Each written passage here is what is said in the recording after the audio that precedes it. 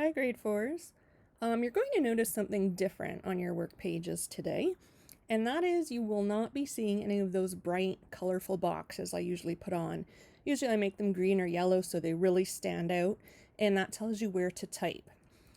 You're not going to see that today, and here's why. It takes a long time for me to do all of those, and I think it would be a lot quicker for you just to do them. Also, in talking to the other junior teachers, they say that their kids all do their own text boxes, and I want to make sure that you guys are ready for grade 5 in September and that you know how to do them. So some of you already know how to do text boxes. That's fine. If you do, you actually don't even have to watch this video unless you want to learn how to make that little tiny 2 up here, which is optional. Anyhow, I'll get to that.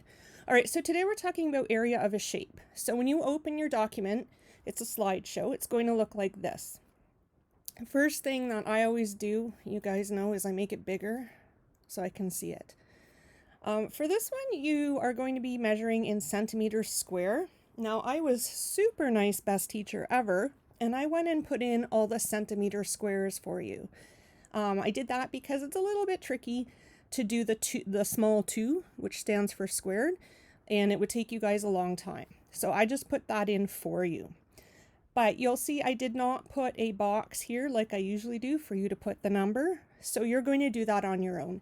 And you've done this before when we've made slideshows, so I think it'll be really easy for you. Looking up at your toolbar, you can see this box. It's square. It's got a T for text, and if you hover on it, it says text box. So instead of being on my arrow, I'm going to click on the text box. Then I'm going to come over where I want the text box, and right now I want it here. I'm going to just click and drag, and it makes a box. Okay. Then I can type my answer in there. And for this one, I'll even give it away for you. We're counting square units. So we have 1, 2, 3, 4, 5, 6, 7, 8, 9. So I'm going to print a 9 in there. Okay. Now you can see it's kind of way up in the air, so you might want to play around with it a bit. You can make it bigger by highlighting it and then doing this. I'm going to ask that if you change the font, you don't change it to something really bizarre and hard to see like that. You know, just do a normal 9. But if you do want to change it, you can.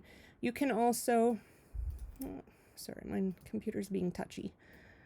You could make it that size. You can move it over if you want. As long as it's kind of on that line, I can see it. The other thing I will let you do is change the color of the number 9. So again, you would have to have it highlighted. I always put yours blue for some reason, because then I imagine like you're writing it in blue pen or something. So then I have my answer on the line. Okay, if you do change it to blue, and then you go to do another one over here, I believe it'll stay whatever you had it. Oh, no, it doesn't. Never mind. So you can just do it black and do it whatever size the default is. That's fine. Imagine this answer was 878. It's not. Please nobody put that.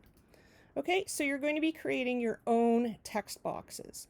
Now, when I did it for you and I filled it in yellow or green, in case you want to do that, let's say we're doing one here, I can go up to this paint filler tool here. It looks like a paint bucket dumping in, and I can choose my color. So that's what I used to do for you guys, and then I would change this, and then you could just type it in. So you can do that if you want. You can change the size, etc. Okay, so hopefully that makes sense. I do want to show you guys, because eventually, well, I don't know about on the computer, but you will need to be writing that little teeny 2, which shows that it's squared. So I'm going to just, you know what? Why don't I go to a new page so I can show you. So imagine I'm making a text box here. Okay, and then I want to, I'm going to make it way bigger. So if you change the size before you start typing, I'm just doing it really big so you guys can see. Let's go 60 just for fun. All right, so if you do it before, you don't have to highlight it. So let's suppose again my answer were 9 centimeters squared. Well, that's a problem, isn't it? Because the 2 is really big. Here's what you would need to do. And again, you guys don't have to do this because I did it all for you. but you would highlight that 2, and then you would go to, oops. See, I don't even remember. Oh, format, sorry, of course. Format. Format means how it looks and everything. So I'm going to go to format. I want to format the text. So here's all your bold and stuff. I want what's called superscript. Super means it's up high. Think of Superman. All right, so script is letters or numbers. Superscript means it's going up high. All right, so now you can see why I did that for you, because it did take a long time and I didn't want you wasting all your time if you forgot how to do that or if you found it frustrating. All right, so all you have to do is the text boxes and put in the answers. There are 3 pages, but again, you're just counting boxes. I'm going to just remind you for this one that you should be counting the inside squares. So it might be helpful to draw some lines. If you want to draw some lines, the line tool is right here. Select what kind of line you want. You just want a plain old line. And then if you wanted to, you could, oh, it's gone back to the arrow. Sorry, guys.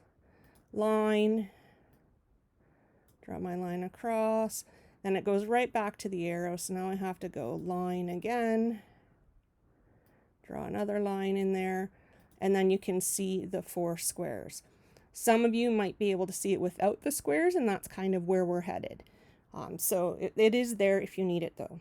Okay, like always, if you have any questions, send me a private comment. It will pop up in my email, and I will get back to you as soon as I possibly can.